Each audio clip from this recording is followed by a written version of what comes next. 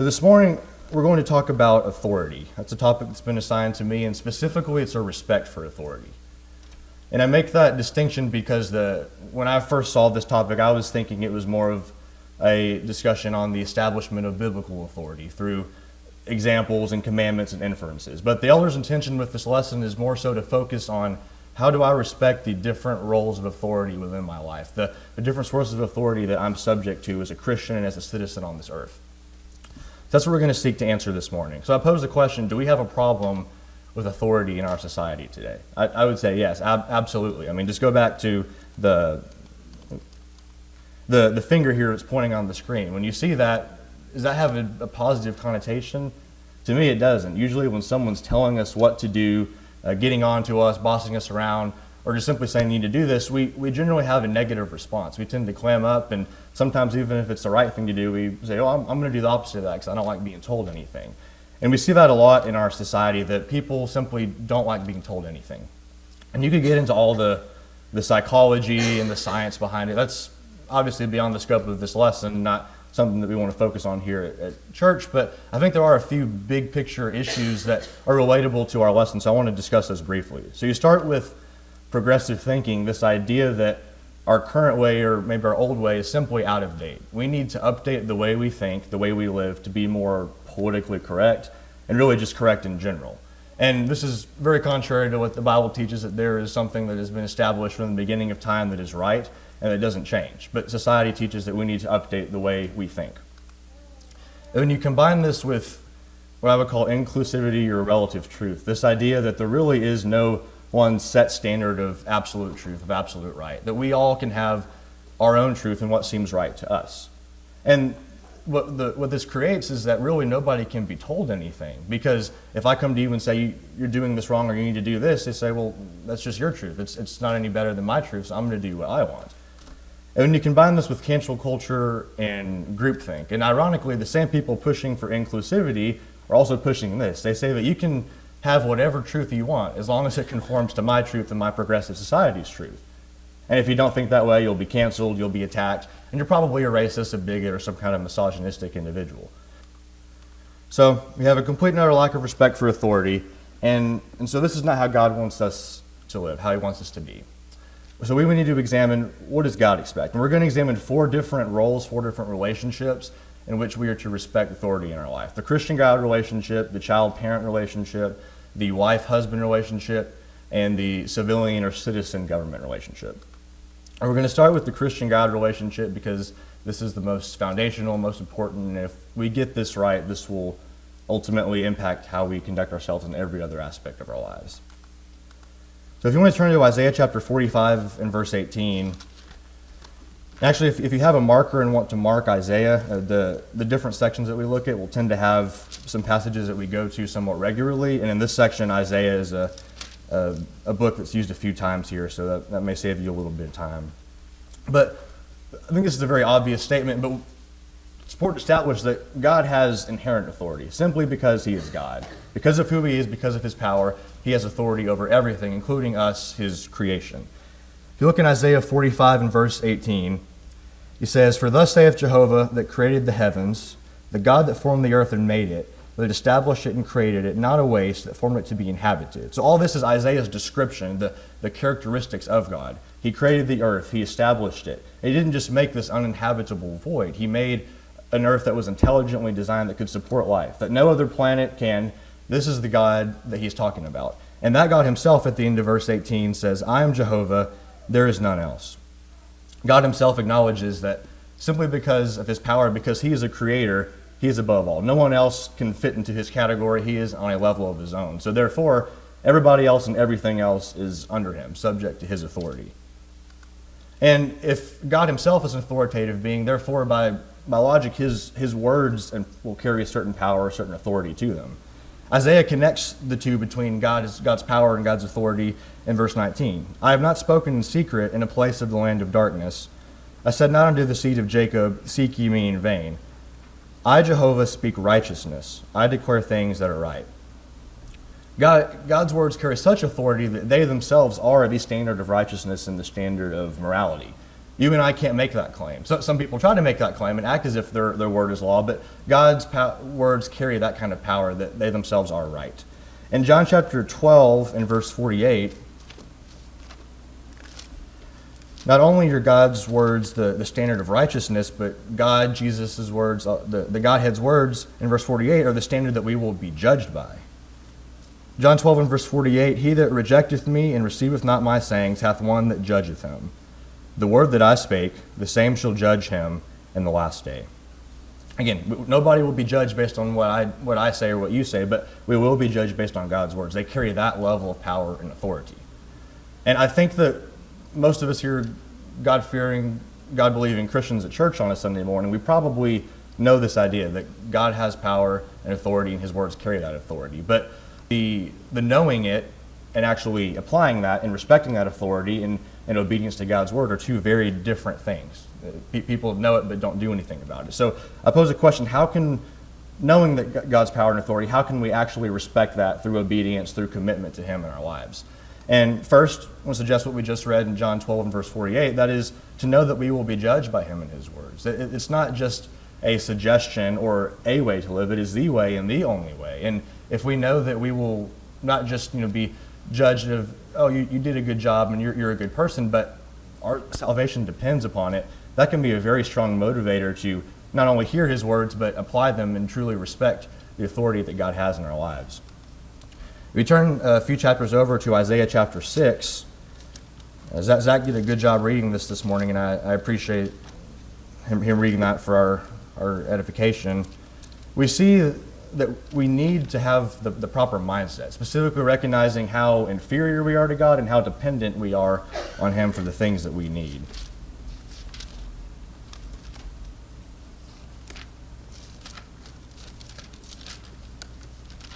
Isaiah chapter 6 and verse 1, he sees this vision of God, what you might say in his element, his rightful place. In the year that King Uzziah died, I saw the Lord sitting upon a throne, high and lifted up, and his train filled the temple. Above him stood the seraphim. Each one had 6 wings. With twain he covered his face, and with twain he covered his feet, and with twain he did fly. And one cried unto another and said, Holy, holy, holy is Jehovah of hosts. The whole earth is full of his glory. And the foundations of the thresholds shook at the voice of him that cried, and the house was filled with smoke.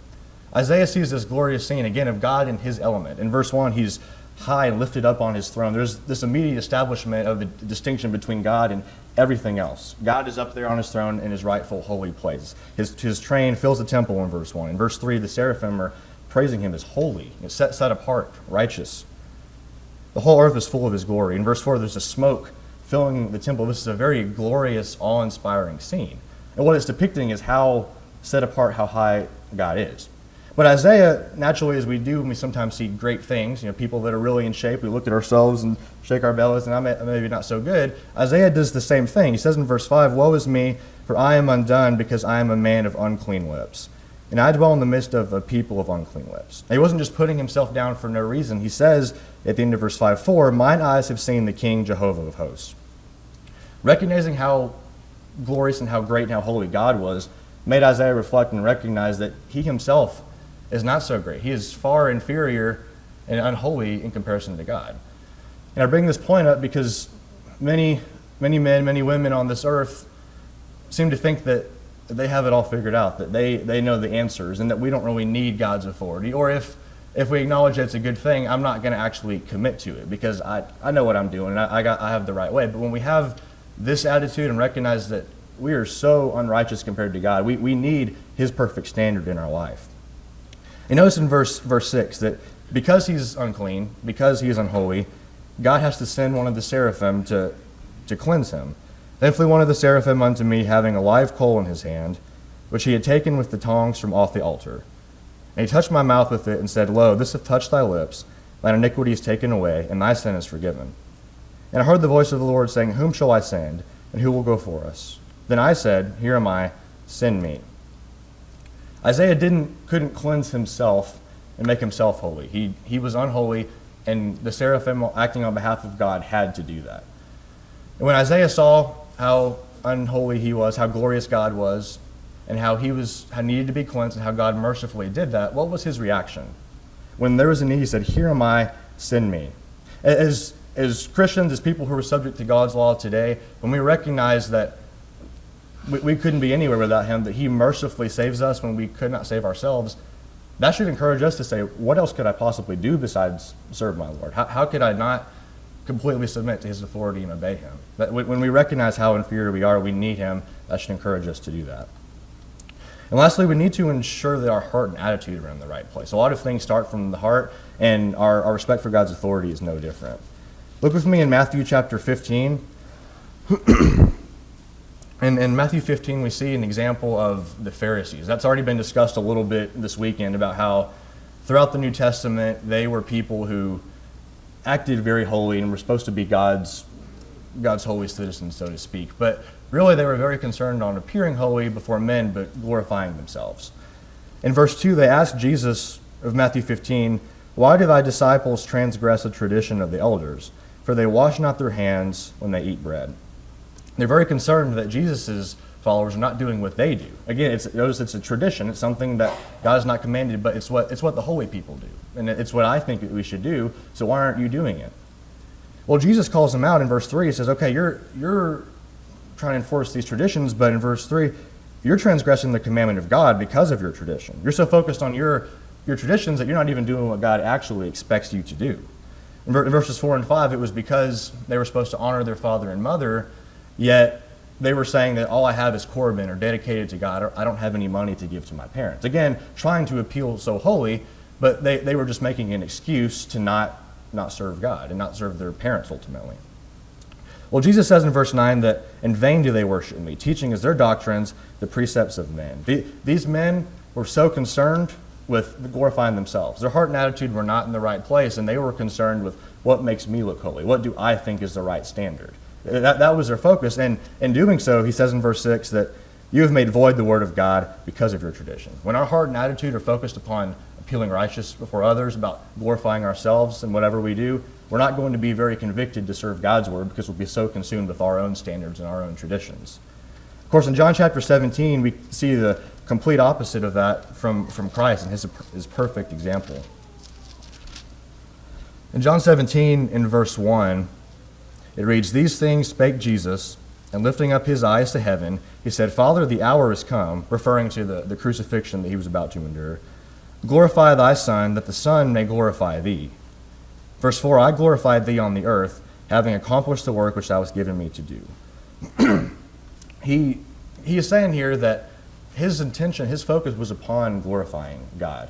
Christ was not concerned with glorifying himself, although he would have had much to glory in. But he was not concerned about teaching some new doctrine that made him look good, that made him sound special. He was concerned with doing God's will in verse 1 and verse 4. And because of that, because he was focused on glorifying him, he was able to submit to God's authority, do what he says. When we take ourselves out of the equation and our ego and we're concerned with God's will, it is so much easier to submit to what he says and to his authority. And in Acts chapter 9, Corey touched on this yesterday in his lesson, so we won't spend a whole lot of time in this text, but the example of Saul is such a good one for people who, or we see how we should respond when we're confronted with sin. In Acts chapter 9 and verse 1, Saul was threatening Christians. He was persecuting them. He was putting them in prisons. And we know from other passages that he was convinced that this was the right thing to do. He was doing it in good conscience. But in verses 3 through 6, the Lord comes to him on the road to Damascus. In verse 5, Jesus says, "I am Jesus who you're persecuting. Go and I'll tell you what to do later on." And then in verse 20, he responds to that command and says that straightway he was in the synagogues and he proclaimed Jesus that he is the Son of God. And all that heard him were amazed and said, "Is not this he that in Jerusalem made havoc of them that called on his name?"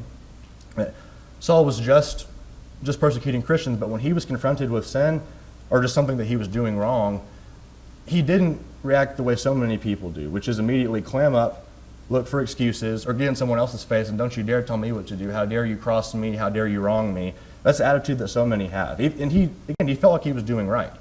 But he was not concerned on appearing righteous. He had a humble heart that was ultimately concerned with doing God's will. And that humble heart was manifested in the way in which he behaved. He changed his ways and he completely did a 180, knowing good and well that the Jews wanted to persecute him and kill him.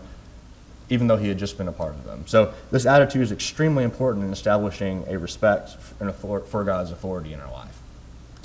And now that we have that established, that will carry over into all of our other relationships. And we're going to look now at the child and parent relationship. This is usually the parents are the first source of authority that a kid learns to interact with and learns to respect. So this is where we're starting after establishing God. So looking through these next few points, we're going to examine it the way God lays it out. That is, he gives commandments, and then he gives either further details about what that looks like in application and or why we should obey them. God's commandments alone, as we established, should be enough, but he's very fair and logical with us and gives us reasons. So first we're going to examine what he says. And if you want to turn to Ephesians chapter 6, that's going to be the main text for the child-parent relationship, if you want to mark that. In Ephesians chapter 6 and verse 1, he says, "Children, obey your parents." Now, the Greek word for obey is hupakuo. I'm not a Greek scholar, so that may be pronounced incorrectly, but the definition of that is to listen or attend to. The notion is that I'm taking the time to hear what is being said, and I'm responding to it by a full and complete compliance. And in case any kids are trying to figure out how they can sort that out, I think a good example in Matthew chapter 8 can be seen of this word applied. When Jesus was on the boat and the winds and the seas were raging and the disciples were scared, they came to him and he rebuked the winds. And in verse 27 it says, the men marveled, saying, what manner of man is this that even the winds and the sea obey him? That same word obey is the word that's used in Ephesians 6 and verse 1, hupakuo. And we see how that obedience is demonstrated. Something as uncontrollable, as wild as the winds and the sea stops. Now, you may think that your child is wild and uncontrollable, but they're probably not as much as this wind and the sea in nature. But even that stopped immediately when Jesus spoke. It didn't say, well, I'll do it later, or we'll kind of meet in the middle and I'll stop a little bit. It said in verse 26 that there was a great calm. It was stopping on a dime, and that's the kind of obedience that children need to have and must have with their parents, a complete obedience.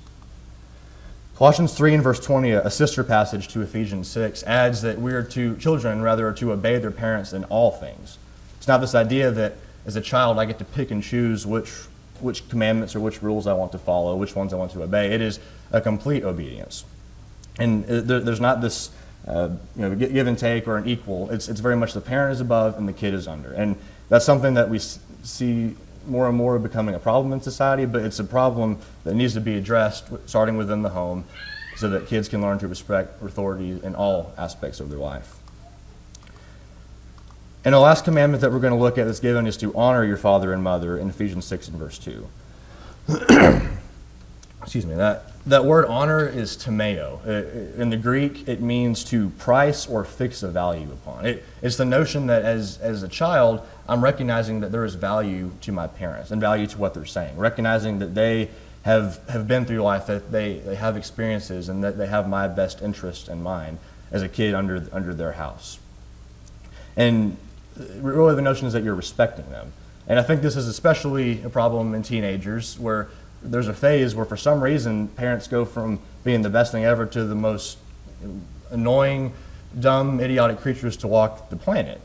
But that's not the kind of attitude that God expects children to have. It's to respect them. And that respectful attitude is demonstrated in the actions of children's lives by obeying them and obeying them in all things. It's important to note that while we as adults are not necessarily required to obey everything our parents say, if my mom tells me I shouldn't eat ice cream before my dinner, as a grown man in my own house, I can do that if I want, and I'm not defying her. But the honoring your father and mother is something that even adults are subject to. Back in Matthew 15, the passage we just looked at with the Pharisees, what was the issue, the law that they were transgressing? It was that they weren't honoring their father and mother. And these were grown adults. These weren't little kids that he was speaking to that were trying to enforce their traditions. They weren't honoring their father and mother because they weren't taking care of them. They were saying all their funds were gone and they couldn't give them any time or any resources.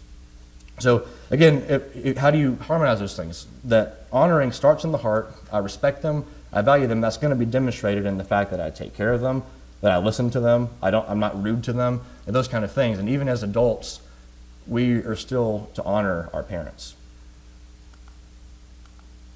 And again, we don't have to have a why. God doesn't have to give us that, but he does because he's fair and logical. And he gives I'm going to list 3 reasons why he gives that. First, what I call the positive benefits approach. So there are good things happen when you do this. In Ephesians 6 and verse 3, or in verse 1, obey your parents. Verse 2, honor your father and mother. Then in verse 3, it may be well with thee, and thou mayest live long on the earth. If your Bible has footnotes, it'll probably be referencing Exodus 20 and verse 12 and Deuteronomy chapter 5 and verse 16. These were, Exodus was the giving of the 10 commandments, and then Deuteronomy 5 was the repetition of those commandments to a new generation. And he says in those verses that in Exodus he says that thou may live long in the land. And then in Deuteronomy he says that thou may live long in the land and that it may be well with thee. He adds that. The point there was that as they were going into the land of Canaan, as they were attacking these foreign nations with God's help, that if they were obedient to him, and specifically in this verse, obedient to their parents and obeying God's law, there would be positive benefits associated with that. He would be on their side and he would help them. And in Matthew 7 and verse 21, we're not under the old law, but we still see the principle of there are rewards for good, obedient behavior.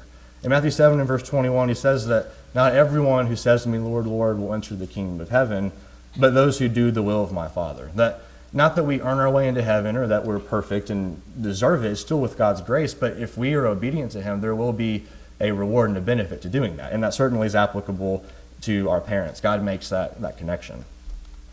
But additionally, there's the negative benefits approach. Sometimes little children tend to respond best to this one. They tend to listen to this one the most. And while Ephesians 6 and verse 3 doesn't explicitly say, if you don't obey, your days will be shortened, what is the necessary inference there? If you honor your father and mother and obey them, it will be along with you on the earth. So if you don't obey, it won't be along with you on the earth. There's that necessary inference there. And if you look in Deuteronomy chapter 4, this verse is not specifically dealing with obedience to parents, but it is dealing with this very similar language in the context of obeying God's law. In Deuteronomy chapter 4, down in verse 25, when thou shalt beget children and children's children, and you shall have been long in the land, and shall corrupt yourselves and make a graven image in the form of anything, and shall do that which is evil in the sight of Jehovah thy God, to provoke him to anger, I call heaven and earth to witness against you this day, that you shall soon utterly perish from off the land, whereunto you go over the Jordan to possess it. You shall not prolong your days upon it, but shall utterly be destroyed. There's this complete contrast to the message in Deuteronomy 5 and Exodus 20, that if you don't obey, if you do these things, there will be consequences. And as children, there are consequences for disobeying your parents.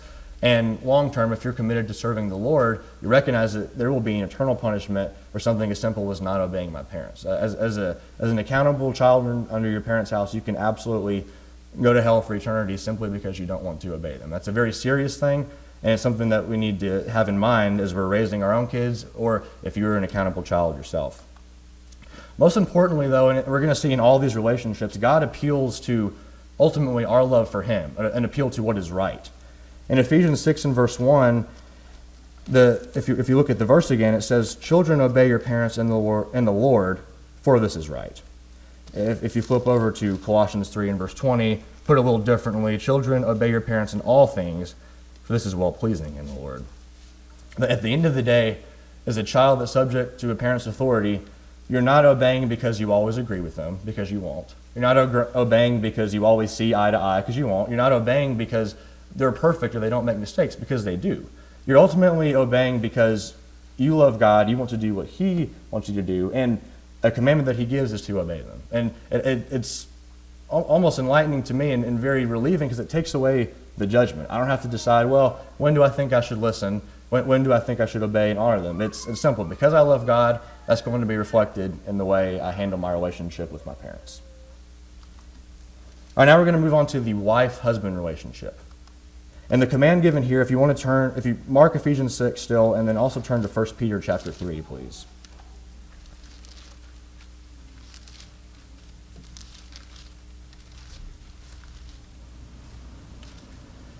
1 Peter chapter 3. And the command given to wives here is, wives, be in subjection to your own husbands. Now, this word subjection is similar to the ones we've looked at, but it's a little bit different word. Hupotasso, which means to place under or obey. This is not saying that women are under husbands in terms of their value as members of society or their value as human beings. It's in the context of authority. The wife is, simply put, under the husband. She is to obey him. The husband is the leader, and the wife follows and listens to what is said. And this is a very, very unpopular verse in society, and even for especially young women in the church. And they say, for instance, Black Lives Matter, and a man-made institution that has gained popularity in recent years, whenever it was first becoming popular, literally stated that one of its goals was to dismantle and disrupt the nuclear family model. Going back to our progressive way of thinking that we talked about in the beginning, there's this idea that the current structure of a household, with the husband being the leader and the provider and the wife submitting and guiding the children, is flat out oppressive and just not politically correct. The issue I'm going to suggest to you is not God's word. That's absolute, it's true, and it will never change. Marriages have worked beautifully when each party adheres to its responsibilities. It's not the problem with God's word. The problem arises when we place our focus and our values and get our standards of morality from an evil, corrupt, ever-changing society. This standard was not the same 50 years ago, and it won't be the same 50 years from now. So, of course, if we get our values and our morals from society, we're going to have a huge problem submitting. Wives are going to have a huge problem submitting to their husband's authority because they're being fed over and over and over that this is oppressive and this is wrong. But if we place our value in God's word, we can look more into what he says and obey his commands and see that it works wonderfully. And so we're going to look a little deeper into the characteristics now of a wife's submission. In Ephesians 5, we see, for one, that it is a complete submission. Chapter 5 and verse 24, but as the church is subject to Christ, so let the wives also be to their husbands in everything. Just as the child with the parent, as a wife, you don't get to pick and choose which aspects of the husband's leadership you want to submit yourself to. I'll submit to the things that he's knowledgeable about. Maybe how we're going to direct our kids in sports, maybe taking care of stuff with the lawn or the house, but I'll take care of the stuff when he's gone, and I'll go my own way. That's not what we see here. It's in every single aspect the wife is to submit. Additionally, it's an unconditional submission. In 1 Peter chapter 3 and verse 1, reading the rest of that verse, in like manner you wives be in subjection to your own husbands, but even if any obey not the word, then they without the word be gained by the behavior of their wives. God acknowledges and recognizes that our natural tendency as human beings is to say that I will do the right thing if and only if I'm treated correctly first. I'll submit to you, but you better treat me the way I'm supposed to first. That's what many wives say, and that's I think a natural human response. But he recognizes that and says, even if your husband is not doing everything that he needs to do, even if he doesn't obey the word, even if he may be an unbeliever, you still submit. Because at the end of the day, we see in this passage, we see in 1 Peter 2, and carried on into the rest of this chapter, that there's a principle that we do the right thing as Christians regardless of whether those around us are perfect. Because, newsflash, if we're submitting to a human authority, they won't be perfect. So what are we going to do then? The requirement is that we submit unconditionally. And just as with the children, with the parents, at the end of the day, it's not based on because the husband deserves it, because the husband is perfect, because you always agree with him, but you submit because that's what God wants you to do, and you're concerned with pleasing him. In Colossians 3, in verse 18, Colossians also gives a prescription for wives, and there it says in verse 18, wives be in subjection to your husbands, as is fitting in the Lord. As a God-fearing wife, you need to obey your husband because you love the Lord. And that again, takes away so much of the judgment, takes away so much of the questioning. Simply do it because that's what God wants you to do, and you want to be pleasing to him. Now, many in society would hear all this and say, okay, maybe the Bible is true. I believe it, but I'm not going to listen to this part because that's very obviously discriminatory against women. God evidently doesn't value women. People make that claim. Some people in the church might even make that claim. I want to suggest to you that if we look into the scriptures, we'll see very clearly that this is not the case. For one, we've talked about the wife because this is a lesson on submitting to authorities above us. So the wife is the one in subjection. But in a lesson on authority, it's worth noting and very important to establish that the husband has a responsibility to respect the authority that he has been given over his wife. It's not one-sided at all. If you look in Ephesians chapter 5, right after discussing the wife's responsibility, Paul lays out the husband's responsibility.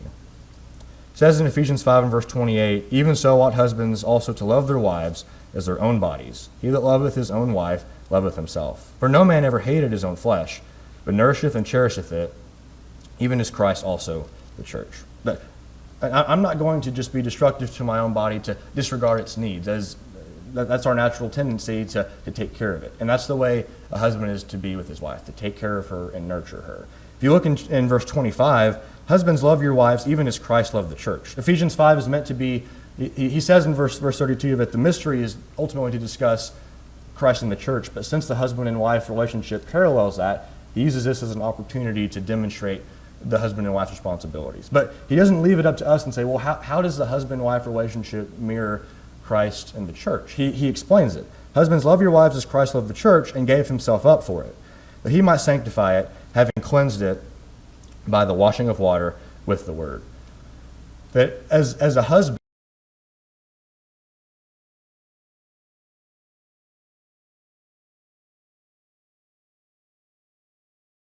it is a self-sacrificial love. Christ put his own needs aside. He did not want to die on the cross. He did not want to give himself up. But he did that because he was looking after his bride, us, the church, today's Christians. He had his bride's best interest in mind, even when it meant sacrificing his own well-being. So for any husband that thinks he can just sit there and boss his wife around and demand that she be there and try to enforce, "You submit to me," yes, she does need to submit. But you have every responsibility also to put her above yourself. And that is not a concept that many people want to look at. They just want to look at the wife and stop there and either say, as a husband, "You submit to me," or wives want to say, "Okay, I'm not listening to this."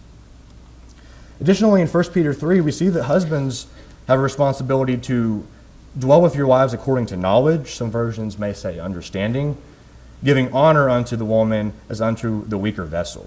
Again, if we have this concept that it's just what I say or the highway as a husband, that is not at all what we see here. Husbands are to live with their wives in understanding, trying to recognize and understand her needs, where she's coming from, understanding that she may be wired a little differently than I am. At the end of the day, yes, the husband is the source of authority and the leader, but a godly husband needs to be considering what his wife has to say on the matter and what she feels. You're honoring her as a weaker vessel. You have authority, but you don't use that as a stronger physical being to enforce that, to beat her around. Because God says at the end of verse 7 that if you do that, your prayers will be hindered. God does not hear the prayers of a husband who is being abusive to his wife, verbally or physically. It is just simply not acceptable to God. Additionally, he makes a point in verse 7 that women have the same spiritual reward.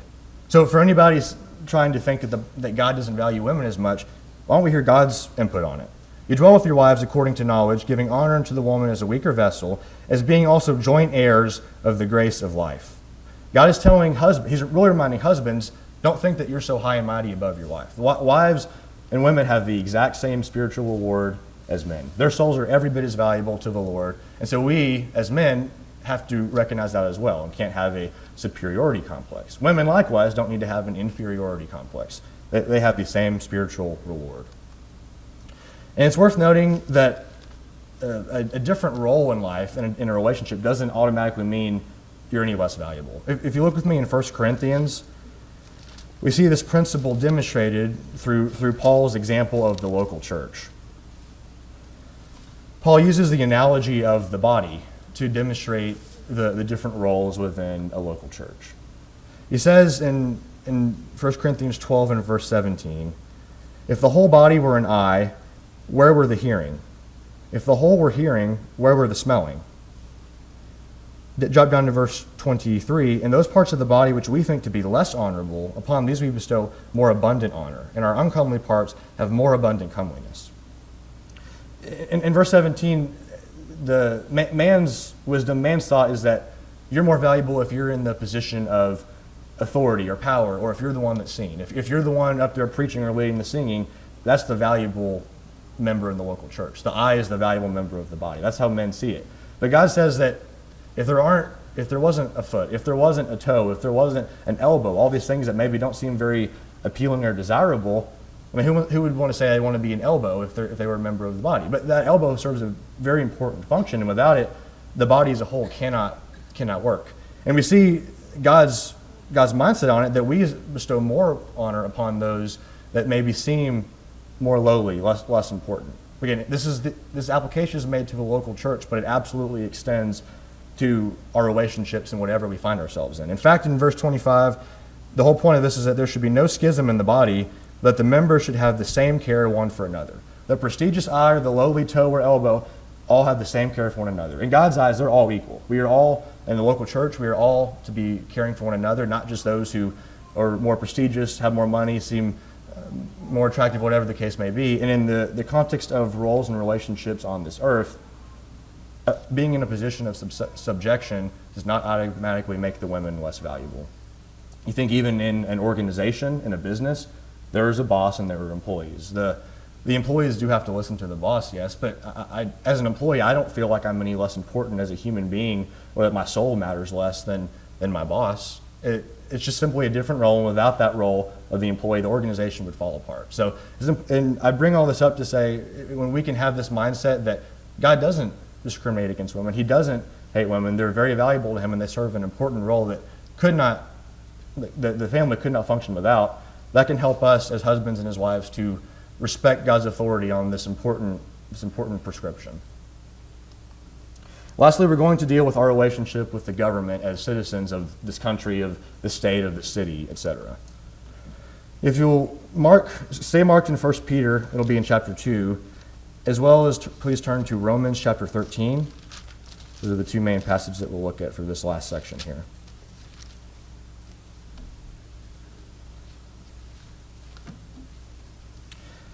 And the commandment that's given in Romans 13 and verse 1 is, let every soul be in subjection to the higher powers. This word subjection is hupotasso. It's the same word that was used in 1 Peter 3 and verse 1, where he tells women to be in subjection to your husbands. Again, the notion that I'm placing myself under the authority, this time of the government. I'm obeying it. And you stop right there and make a bunch of applications or look around you and see that's a huge problem in society. This may be the most problematic of all the relationships. There's a lot of political unrest, and people decide that if I don't like what you stand for as a politician, or if I feel like you as the police force are racist or oppressive, I'm not going to listen to you. I'm going to be disobedient. But God lays it out very simply that as a Christian, you obey. It's pretty straightforward. Additionally, in 1 Peter 2 and verses 13 and 14, a couple additional aspects are seen that as Christians, as citizens of this country, we're subject to every ordinance of man, and whether it's of the king or unto governors. So two additional principles here, that I'm not just obeying the quote-unquote moral laws, don't kill, don't steal. Those comply with God's law, so I'm going to obey that. But even the ones that aren't found in the Bible anywhere, I am subject to every single law, every single ordinance that is passed. And whether of the king, the notion is someone that's above the big picture stuff. In our case, maybe the federal government or the president, all the way down to the governors, those who are in charge of local jurisdictions. The Governor Abbott in Texas, or the mayor of Deer Park or Pasadena or LaPorte, or wherever you may reside. We're subject to every single authority and every single law that those authorities pass. The higher powers in Romans 13 and verse 1, I believe some versions say governing authorities. The notion there is anybody that's within a position of power within the government. So that would be, again, the lawmakers, the president, and even the police officers, those that are enforcing the law. I have to, as a Christian, listen to them. But God doesn't just stop there. He gives us reasons why, again. In Romans 13 and verse 1, we see that the government has actually been instituted and ordained by God for a good, noble purpose. Let every soul be in subjection to the higher powers, for there is no power but of God, and the powers that are ordained of God. Going back to what we talked about in our first point of the Christian-God relationship, God is an ultimate power, so therefore everything else is below him. So if there's a man in a position of authority, by definition, he's under God, he's been given that power by God. It says in verse 3, we see the intention and purpose of government. For rulers are not a terror to the good work, but to the evil. In verse 4, he is a minister of God to thee for good. At the end of the day, yes, we probably look and say, our government was ordained by God? That's not very noble and good. It's a man-made institution, or it's an institution that is made up of men, so of course it's going to be imperfect. There will be things that are not right. We see that even within a local church. But the general concept of government, which we see in verses 3 and 4, of discouraging bad behavior, encouraging good behavior, keeping order in our society, that is a good thing, and government is a good thing for that. And even in our corrupt society today, our government is by no means perfect, but even our government today does that. It keeps order. And so he makes the point that because this is ordained by God, in verse 2, if you're disobeying that, if you're defying the government, you're actually defying something that was ordained by God. You're defying God's will. And he tells you of a certainty that judgment awaits. Therefore he that resisteth the power withstandeth the ordinance of God, and they that withstand shall receive to themselves judgment. In verse 4, he's a minister of God to thee for good, but if thou do that which is evil, be afraid. For he beareth not the sword in vain, for he is a minister of God, and avenger for wrath to him that doeth evil. That if I obey the government, there will be consequences. I may get a fine, I may get jail time. There's various consequences depending on the crime. There's also going to be an eternal judgment. Because God expects me to obey the government, if I don't, there will be a certain judgment that awaits. Additionally, in 1 Peter chapter 2, this is not something that I usually think of, but Peter makes the point that we should be subject to the government so that we can be a good example to those around us. In 1 Peter 2, in verses 13 and 14, he's been discussing being subject to the different ordinances of man and the different parties that are appointed. And in verse 15, for so is the will of God, that by well-doing you should put to silence the ignorance of foolish men. Especially when this book was written, it was during a time when Christians were very much viewed as the outcasts of society. We still are, but they were blamed for a lot of things. When there was a fire in Rome, Nero blamed the Christians for it, to put blame on somebody. The Christians were often quoted as being insurrectionists, people that were trying to defy the government and stir up trouble. And even today, think about some of the stereotypes of people of the church. Christians are hateful, they're exclusive, they're oppressive. You can fill in the blank. They're unaccepting. These are things that are not true about God's people, but things like them being a hypocrite, etc. Those are things that keep people sometimes from coming to church, from becoming a Christian. So in verse 15, when we obey the government, we are actually helping put to silence the ignorant and foolish people that try to claim that being a Christian, you don't want to do that. That's a bad thing. That's going to cause you to be hateful, and you're going to be just a troublemaker. Now, as a Christian, I'm required to obey the government. And so when they see that, even when other people around me aren't obeying, when they're not doing the things that they need to do, but as a Christian, I am being obedient, that shows that Christians are good, law-abiding citizens. They're not troublemakers. They're not just these incorrupt people. And that's not the whole reason that people come to church, but that can sometimes be the difference between getting someone in the door and not. So we need to keep in mind our example, even in our relationships with the government. And lastly, as with the other few points, we want to do this because ultimately we're concerned with doing God's will. Saying in 1 Peter chapter 2 and verse 13, be subject to every ordinance of man for the Lord's sake. Verse 15, so is the will of God, that by well-doing you should put to silence the ignorance of foolish men. That I'm ultimately obeying because that's what God expects me to do. Not because the government is righteous, because we see there are a lot of ways that it is not. Not because I agree with everything or think it's fair, but it's because God expects me to do that. And if I don't obey for any other reason than that, I need to keep that in mind, that I must obey.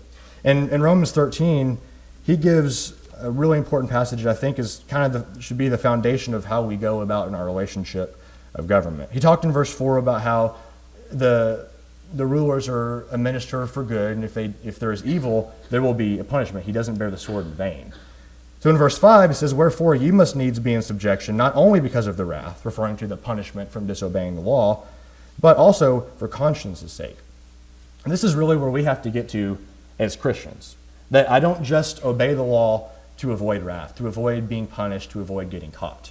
I obey because as a Christian, I am convicted to obey the law. Not because it's perfect, but because that's what God wants me to do. I'm convicted to obey His law, so therefore I feel convicted to obey the things that the government says. And you see many in the world today, most people, they generally have the mindset of, I'll obey when I will get caught, if it will be a problem to me. So even you think about a common one is the laws of the road. If there's not a cop around, if there's nobody around, people will just roll through the stop sign. They'll go straight through a red light. And from a practicality perspective, they're using sound judgment that yes, nobody's going to get hurt. It's not a big deal. Why does it matter? But again, as Christians, our conviction should not be, will I get caught? It will be because I have an obligation to obey. And another really important application, and I make the specific one because it's so prevalent around us, is being on our phones when we're in the car. In the state of Texas, there is a law that is passed that we cannot be texting or doing any kind of electronic messaging while we are driving. And if you look around, any stoplight, people are texting. They're doing that stuff on their phone. We want to stay up to date. We want to be able to stay on top of things, and it's convenient, and it's not hurting anybody if no one's around. But we can absolutely be damned to hell for eternity simply because we want to respond to a text a little early. It's that big of a deal to God. Every single law, every ordinance of man. In the city of Deer Park, you can't do anything on your phone. It has to be hands-free. You can't even be looking at apps. You can't be doing anything. If that seems inconvenient, that's one of the things that prices we pay to be a Christian, and we have to keep that in mind because if we just rely on our logic, it's not going to seem like a big deal. We must be convicted to do so in our conscience. So all that's fine and good, but some people will say, what if the government takes away my liberties? I'll obey them, but what if my rights are taken away? And I'm not necessarily referring to the spiritual rights of God's law, but more so my rights as a citizen of this land. In our case, it may be our constitutional rights, our unalienable rights that our forefathers founded in the Constitution. Well, we see from Paul's example that we actually can call this out, so to speak. If you look in Acts chapter 22, Paul is a great example of, first of all, what to do, and secondly, how to handle it. I say respectfully appeal because there is a way to go about it. In Acts 22, he had been taken captive for teaching the gospel, and in verse 24, the chief captain commanded him to be brought into the castle, bidding him that he should be examined by scourging, and that he might know for what cause they shouted against him. When they had tied him up with the thongs, Paul said to the centurion that stood by, "Is it lawful for you to scourge a man that is a Roman and uncondemned?" When the centurion heard it, he went to the chief captain and told him, saying, "What art thou about to do? For this man is a Roman." Paul knew the law, that it, as unfair and unrighteous as the Roman kingdom was, they had a rule that you couldn't just beat somebody and condemn them without giving them a trial first, without proving it. And Paul recognized that they were about to do this. They were about to beat him and scourge him when nobody could say he had done anything wrong. Now, he wasn't defiant. The government wanted to beat him, and he did intervene with that. Was he defiant because of that? No, he simply pointed out, hey, as a citizen of this country, this is the law and this is the rule. We've seen the government in the past few years try to take away some of the rights that we have. And while our identity should not be tied in politics, it should not be tied to being a citizen of this earth, there's nothing wrong with simply pointing out and appealing to you, I do have a right to do this. Will you please let me do that? However, if that fails, we have to do the right thing anyway. And the right thing depends on the context and the situation. Sometimes that right thing may be humbling ourselves and obeying, doing what we want to do in the face of a evil, oppressive, horrible government.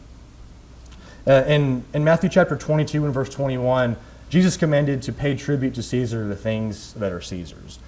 The Roman government was by no means a righteous or godly government. Caesar was not a perfect ruler, but Jesus commanded to pay tribute to him anyway. Even if the government was oppressing people, was against Christians, you still can do the right thing because it is something that you have an obligation to do, even if it's not fair. It doesn't signify that I approve of this or I support the government by paying my taxes, by obeying them. In Romans chapter 12 and verse 17 through 21, this comes right before the passage we just read in Romans 13. Romans 13 is this discussion on our relationship with the government on this earth. Right before that, he talks about our relationship with all people. Verse 17, render no man evil for evil. Take thought for things honorable in the sight of all men.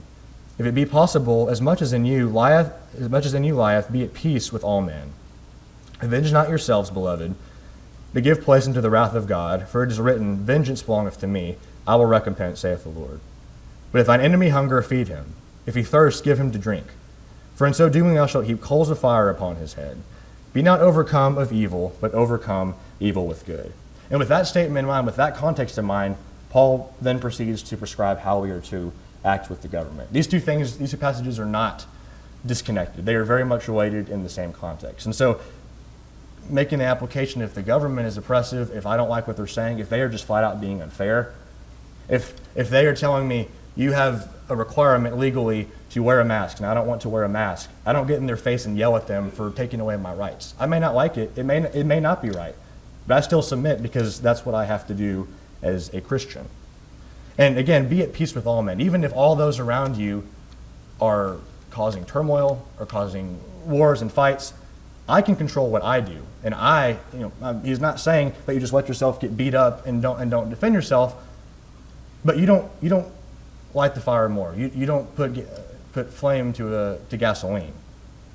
You do the right thing and be at peace, humbly obeying the government. And I have 1 Peter 2:18 and 3 and verse 1 listed there because those are other relationships in the context of 1 Peter. 1 Peter 2 verses 13 and 14 are talking about the government. Right after that, it talks about servants. You're to be in subjection to your masters, even if they are evil and they're froward. Wives in 3 and verse 1, as we talked about, are to be in subjection to their husbands, even if they're unbelievers or disobedient to the word. We see the principle that I do the right thing regardless of those around me, and that certainly applies to the government. But there is a time and a specific time when we can disobey the government. If we turn to Acts chapter 5, I think this is a passage that we're pretty familiar with, and it's the main passage that we go to establish this principle. That when the disciples and the apostles, Peter being the lead of this, were teaching the doctrines of Christ, they were thrown in prison and told, don't do this anymore. But in Acts 5 and verse 28, the chief priest or the council says to them, we strictly charge you not to teach in this name. And behold, you filled Jerusalem with your teaching, and intended to bring this man's blood upon us. But Peter and the apostles answered and said, we must obey God rather than men.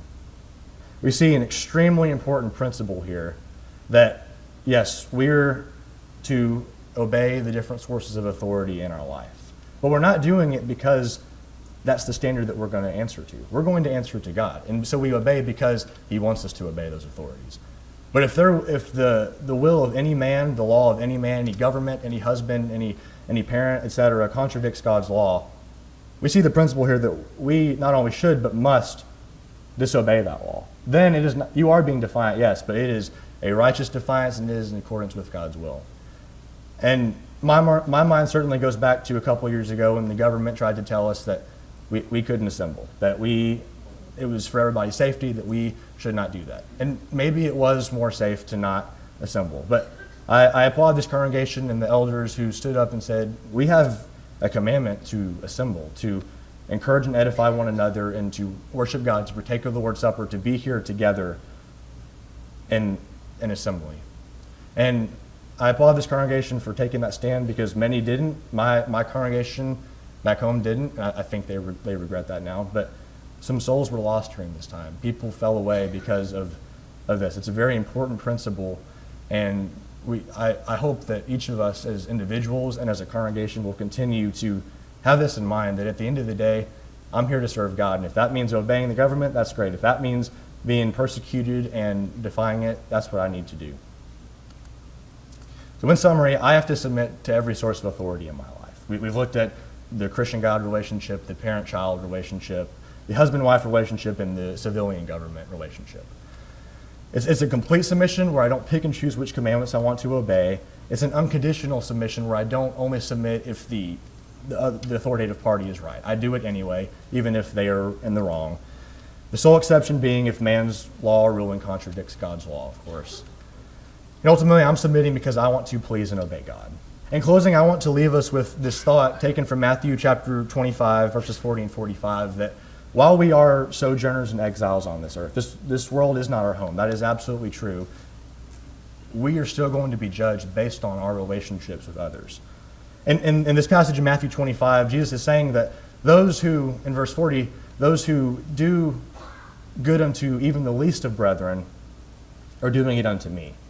And people may struggle to make that connection, and that doesn't seem logical, but our relationships with others are directly related to our relationship with God. It's not just that we're looking up to him and disregarding everybody else around us.